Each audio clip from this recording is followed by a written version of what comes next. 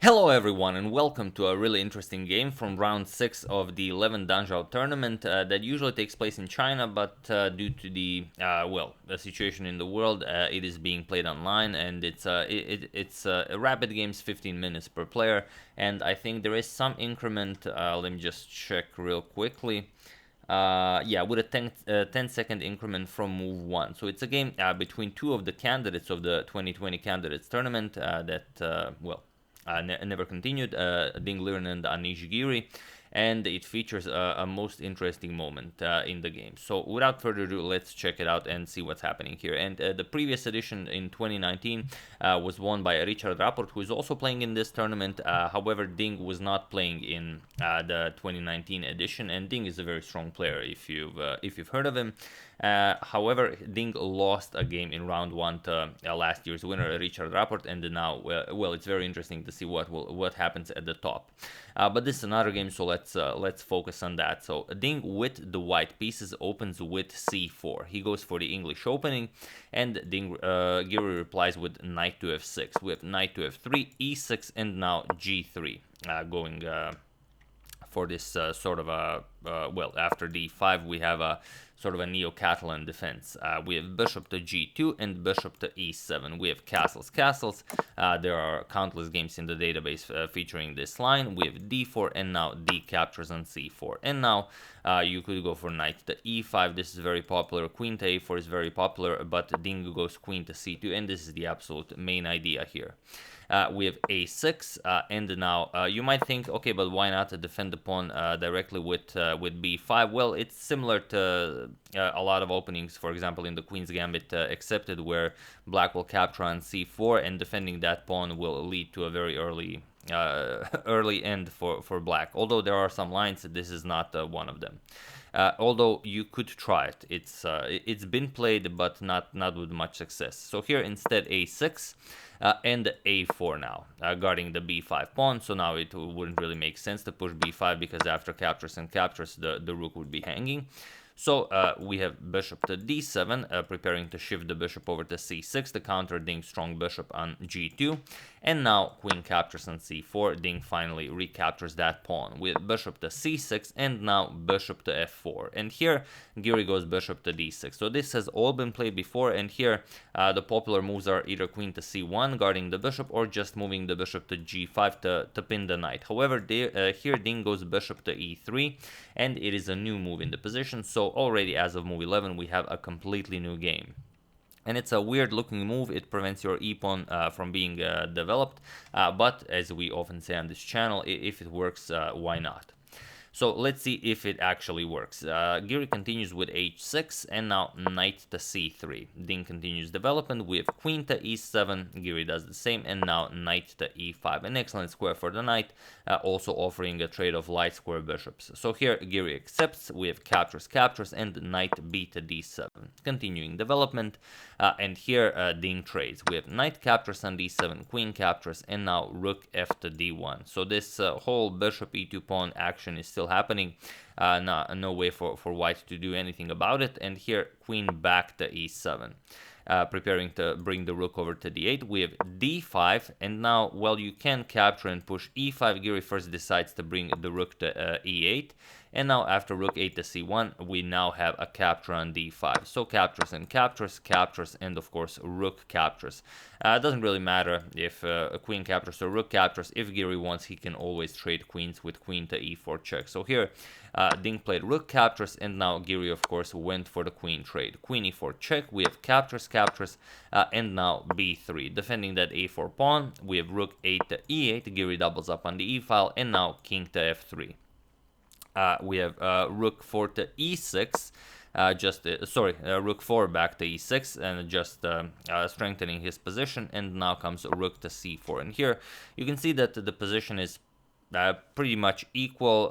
One difference is that white has 4 pawns on the king side, black has 3, whereas black has an advantage on the queen side, 3 against 2. But other than that, 2 rooks each and a bishop each.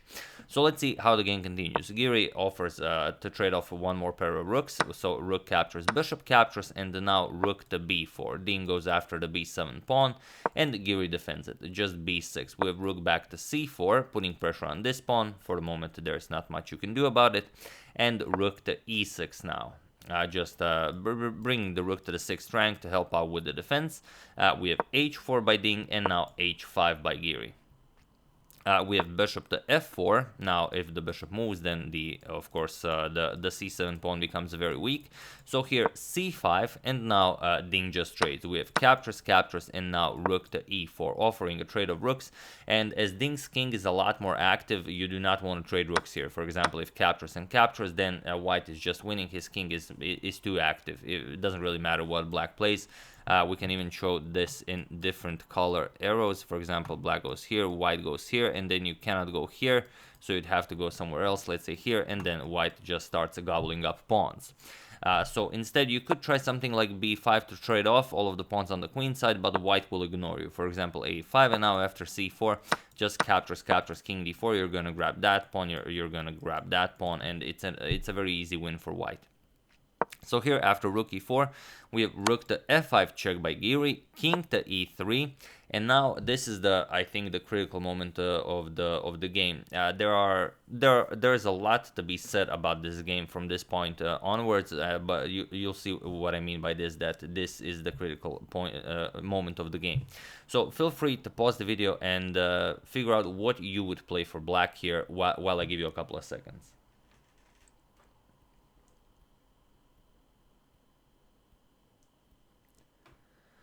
So for those of you who were able to do it, congratulations on improving the position of your king. And for those of you who just want to enjoy the show, king to f8 pretty much solves all of black's problems, as all of these squares are now covered and white doesn't have a way of bringing the rook into the game, or for that matter through the d file. However, here Giri played b5, and this gave Ding a lot of options for how to continue the game. So here Ding went immediately for rook e8 check, king to h7. Now black's king is even less active, and now rook to a8. He goes after the a6 pawn. We have first rook e5 check, going after d2 pawn if the white king attacks the rook.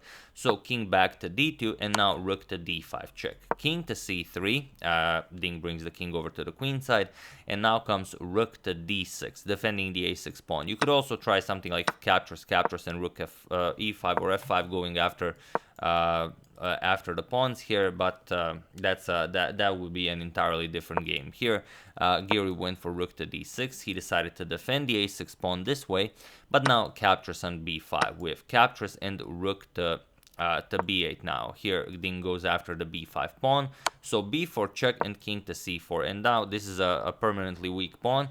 And although Giri doesn't lose any pawn, so he will not be down material, it will be a problem for him. Rook to d2, and now king captures on c5.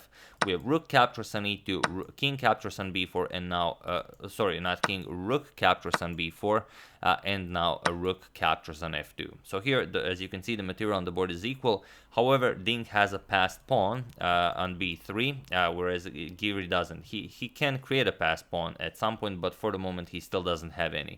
So here rook to f4, offering a rook trade. Of course, black cannot accept this, as this is now completely winning. White just pushes the pawn and wins the game. So here instead we have rook to c2 with check. Another possibility for Giri was rook to g2, going after this pawn, but then we get rook to f3, and it's a very, very weird position.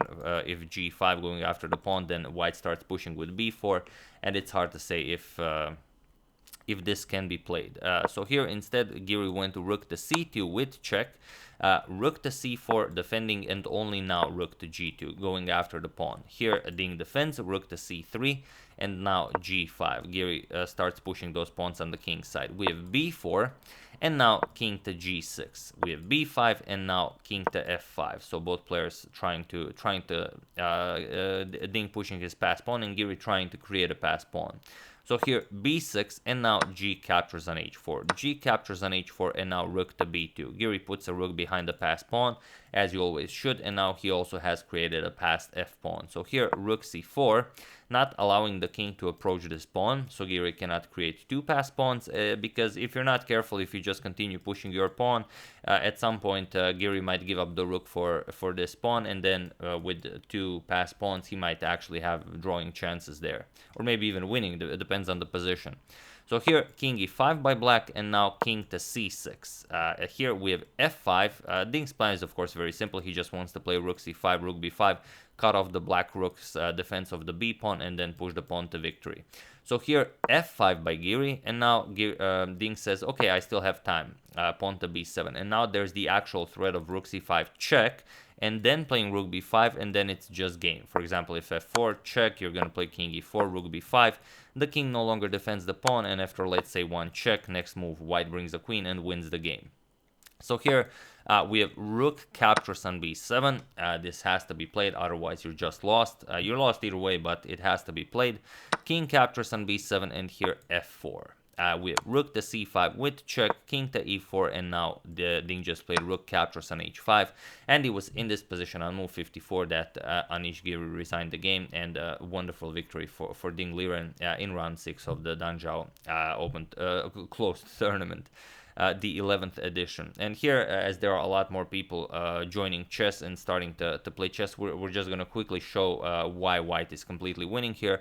After black starts pushing his pawn, f3, white will just make room to start pushing his own pawn, and at some point you can give up your own rook for this pawn, and your pawn will win. For example, f2, rook f8, you're gonna play king e3 to defend your pawn, but then white just starts pushing his pawn. It's a very simple win. King e2, h6, and now of course once you bring the queen into the game, white will give up the rook and then queen his pawn, and a queen and king will of course defeat the lone black king.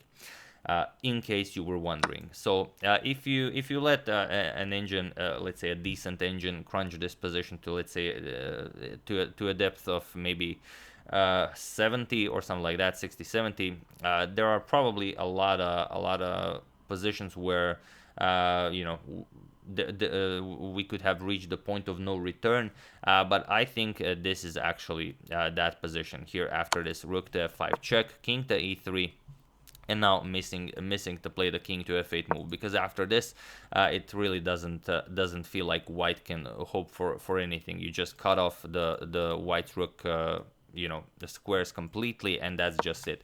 By playing b5 instead and allowing this rook to e8 check, Giri allowed the Ding this game to even turn into a game, because if like I said, if king f8, this is now a draw, and it's especially for Giri, it's very, very weird to you know, miss something like this, unless Giri did not want to draw, and unless Giri wanted to create some chaos on the board and go for a win, then I'm pretty sure that's why he didn't play king to f8.